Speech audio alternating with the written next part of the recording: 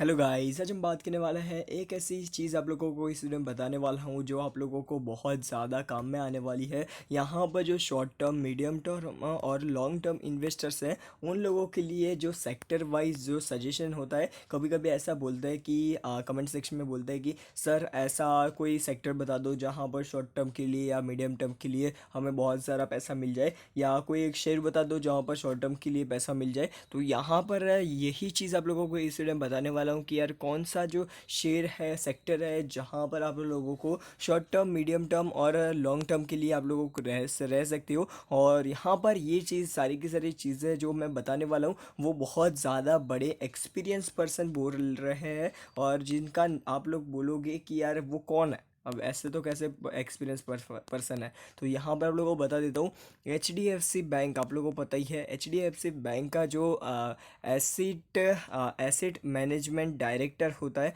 तो उन्होंने ये चीज़ बोली है जो यहाँ पर बहुत ज़्यादा बड़ी चीज़ है। ठीक है, तो H D F C bank बात कर लेते हैं, वो भी कहीं ना कहीं इन्वेस्ट करती रहती है। तो यहाँ पर आप लोगों को यही चीज़ ध्यान में रखनी है कि H D F C bank जैसे शेयरों में आप लोग इन्वेस्ट करते हो, तो वो जहाँ पर इन्वेस्ट करते हैं वहाँ पर भी आप लोग इन्वेस्ट करोगे तो भी आप लोगों को बहुत ज़्यादा फ़ायदा होगा। ठीक है, तो अभी हम बात कर लेते हैं उन्होंने क्या बोला है। जो मैनेजिंग डायरेक्टर है उन्होंने क्या बोला है, तो यहाँ पर सबसे पहले उन्होंने कोई भी स्टॉक के बारे में यहाँ पर कोई भी बातें नहीं बताई है, और वो ये बड़े लोग होते हैं वो बस हिंट देते हैं। ठीक है, तो यहाँ पर से जो हिंट होती है उसको हमें कैप्चर करना है और आने वाले शॉर्ट टर्म, मीडियम टर्म और लॉन्ग टर्म के लिए जाना है। ठीक है, तो अभी हम बात कर लेते हैं ये इन्होंने क्या बोला है एग्जैक्टली। तो देखो, इन्होंने ऐसा बोला एग्जैक्टली कि देखो यहाँ पर से जो नॉर्मल हम कौन कौन सी चीज़ों के बिना हम नहीं जी सकते।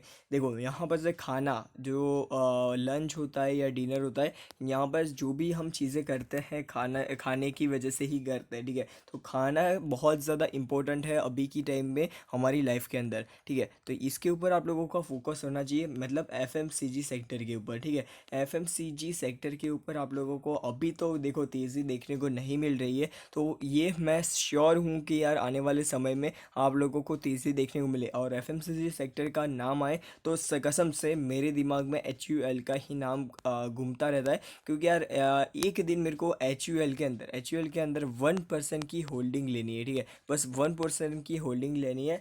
और यहाँ पर अभी देखते हैं आने वाले टाइम के क्या होता है, पर एच यू एल के ऊपर आप लोगों को ध्यान रखना है।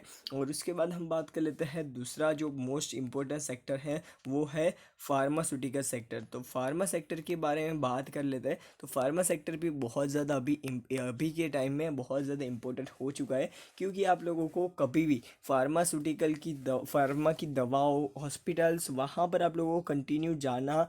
अभी कोरोना के टाइम में बहुत ज़्यादा यहाँ पर आप लोगों को प्रॉफिट देखने को मिल रहा है कंपनियों के अंदर। तो आप लोगों को फार्मा कंपनी के ऊपर शॉर्ट टर्म और मीडियम टर्म के लिए ध्यान रख सकते हो, क्योंकि लॉन्ग टर्म में तो यहाँ पर से कंपनियों को बहुत ज़्यादा होल्ड करना पड़ता है। जो रिटेल इन्वेस्टर के दिमाग में या हमारे दिमाग में इतना पेशेंस होता नहीं है। ठीक है, तो लॉन्ग टर्म के लिए भी आप लोगों को मैं बताऊंगा। अभी हम बात कर लेते हैं तीसरा स्टॉक जो यहाँ पर से शॉर्ट टर्म और मीडियम टर्म के लिए कि आप लोग इसमें इन्वेस्ट कर सकते हो, जिसका आप लोग बोलोगे कि आई टी सेक्टर। तो यहाँ पर आप लोगों को लगेगा कि यार आई टी सेक्टर ऐसा क्यों। तो अभी देखो यार, यहाँ पर आप लोग बोलो कि आप लोगों को लगेगा कि आईटी सेक्टर, तो यहाँ पर आईटी सेक्टर है ना, वो बहुत ज़्यादा अच्छी तरीके से चल रहा है अभी इंडिया में। आईटी सेक्टर अभी बहुत ज़्यादा नीचे के लेवल पर है। आने वाले फ्यूचर में आईटी सेक्टर में और ज़्यादा तेज़ी आने की पूरे आशंका है। तो यहाँ पर आप लोगों को आईटी सेक्टर या कम्युनिकेशन सेक्टर जैसे कि जियो, उसके साथ साथ एयरटेल और आइडिया वोडाफोन के ऊपर ध्यान रखना। आप लोगों को आने वाले समय में इसमें भी तेज़ी देखने को मिलेगी।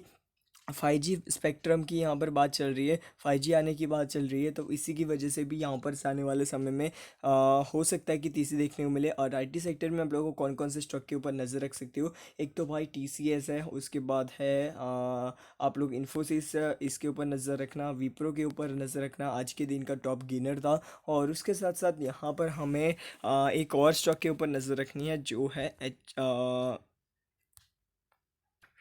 और एच सी एल टेक के ऊपर भी नज़र रख सकते हो। और अभी तो अभी आईटी सेक्टर में जो बहुत बड़ी मीडियम जो मिड कैप टाइप की कंपनियां हैं, जैसे कि आप लोग बोलोगे कि कोफोर्ज, उसके साथ साथ हैप्पीएस्ट माइंड, वैसी वाली कंपनियों के ऊपर भी आप लोग नज़र रखना, क्योंकि कंपनियां बहुत ज़्यादा अच्छी तरीके से परफॉर्म कर रही है मेरे हिसाब से। तो आप लोगों को ये सारी की सारी कंपनियों के ऊपर नज़र रहनी चाहिए। अभी हम बात कर लेते हैं जो थर्ड जो लॉन्ग टर्म के लिए आप लोग बोलोगे कि लॉन्ग टर्म के लिए अभी आप लोग कौन से सेक्टर में जाना पड़ेगा।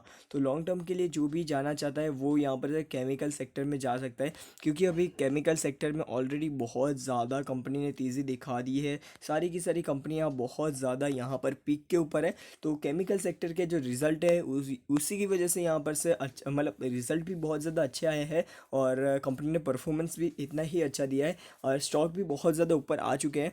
आप लोगों का जो 5 से 6 साल का व्यू है स्टॉक मार्केट में इन्वेस्ट करने का, तो आप लोग केमिकल सेक्टर में इन्वेस्ट करना, क्योंकि देखो कोई भी एक सेक्टर का टाइम आता है, देखो हर बार एक ही सेक्टर ऐसे ही भागता नहीं है।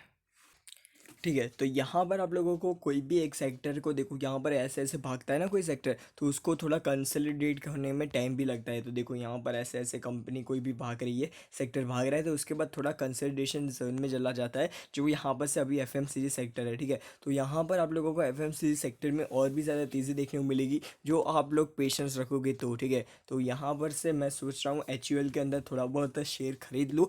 अभी देखते हैं यार इसमें मैं क्या करता हूँ। अभी आप लोग बोलोगे कि यार ऑटो सेक्टर क्या डूब गया, तो ऐसा बिल्कुल भी नहीं है। पर अभी कोरोना के टाइम में आप लोगों को एक चीज़ बता देता हूँ। देखो यहाँ पर से देखो, एक तो दवाइयों के खर्चे फार्मास्यूटिकल सेक्टर ले लेगा, अभी खाने के खर्चे एफएमसीजी सेक्टर ले लेगा, इंटरनेट और वो मतलब इंटरनेट और एप्लीकेशन और वो सारी की सारी चीज़ों के हम मोबाइल यूज़ के खर्चे जो आईटी सेक्टर ले लेगा। तो यहाँ पर आप लोगों को अभी के टाइम में कौन जाएगा भाई, किसको यहाँ पर व्हीकल लेने की जल्दी है। तो यहाँ पर कोई बाहर नहीं निकल रहा है, कोई यहाँ पर से लॉकडाउन की सिचुएशन चल रही है, कोई भी यहाँ पर बड़े बड़े स्टेट के बड़े बड़े आप लोग बोलोगे कि हाँ, यहाँ पर से सिटीज़ में बात करें लॉकडाउन चल रहे हैं।